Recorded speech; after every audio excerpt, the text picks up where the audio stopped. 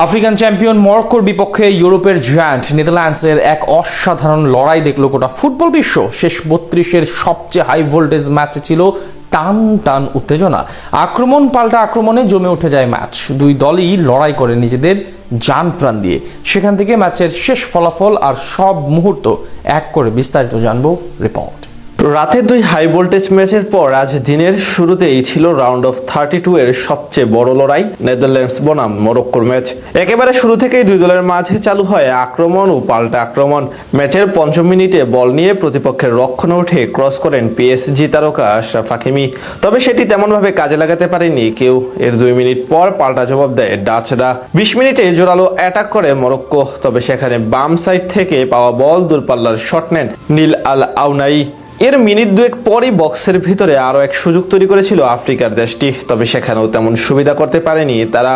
৩৭তম মিনিটে একবার অ্যাটাক করার প্রচেষ্টা করলেও সফল হয়নি নেদারল্যান্ডস, যদিও ৪৪তম মিনিটে একেবারে এগিয়ে যেতে পারত তারা। এবার ডি বক্সের মাঝামাঝি জায়গা থেকে মরক্কোর দুই ডিফেন্ডারকে পাশ কাটিয়ে মিকি বেন্দা বল বাড়িয়ে দেন ক্রিসেন্সিও সামারিবিলকে। তার কাছ থেকে পাওয়া বল জোরালো শট নেন ভেন, সেটি ঝাঁপিয়ে পড়ে অসাধারণ এক সেভ দিয়ে দলকে রক্ষা করেন মরক্কোর গোলকিপার ইয়াসিন বোনো। প্রথমার্ধের নির্ধারিত খেলা অতিক্রম হওয়ার পর অতিরিক্ত সময়ের ডান প্রান্ত দিয়ে আক্রমণে ওঠার চেষ্টা করে মরক্কো। সেখানে ইসমাইল সাইবেরির শট একটুর জন্য চলে যায় গোলপোস্টের উপর দিয়ে। শেষ টাইমে আরও একাধিক আক্রমণ ও পাল্টা আক্রমণ চলে দুই দলের মাঝে, তবে কাঙ্ক্ষিত সাফল্য না পাওয়ায় গোলশূন্য রেখে বিরতিতে যায় দুই দল। বিরতি থেকে ফিরেই আক্রমণে ওঠে মরক্কো। ডি বক্সের বাইরে থেকে আয়ুব বৌদ্দির নেওয়া রকেট শট চলে যায় পোস্টের উপর দিয়ে। এর কয়েক মিনিট পরেই এগিয়ে যেতে পারত মরক্কো।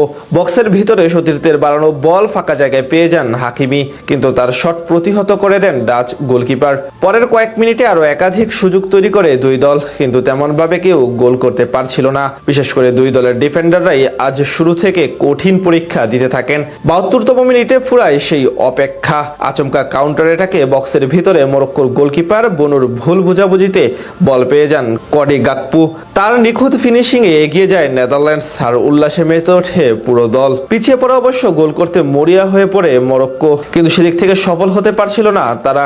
তবে নাটক তখনও তোলা ছিল ভক্তদের জন্য, সেটা অবশ্য আসে মরক্কোর হাত ধরেই। জেমস দিনে তালবির দারুণ এক ক্রস থেকে বক্সের ভিতরে লাফিয়ে হেড নিয়ে গোল করে দলকে সমতায় ফেরান মরক্কোর স্ট্রাইকার ইসা দিউপ। সেই গোলে সমতা নিয়ে ৯০ মিনিটের খেলা শেষ করে দুই দল। নতুন করে ৩০ মিনিটের খেলা শুরু হলে ৯৬তম মিনিটে এগিয়ে যেতে পারত মরক্কো। সেখানে সুফিয়ান রাহিমের নেওয়া শট অসাধারণভাবে রুখে দেন ডাচ গোলকিপার। তবে অতিরিক্ত সময়েও কোনো গোল না হলে ট্রাইব্রেকারে গড়ায় ম্যাচ। সেখান থেকে নেদারল্যান্ডসকে হারিয়ে টুর্নামেন্টের পরের রাউন্ড নিশ্চিত করে মরক্কো।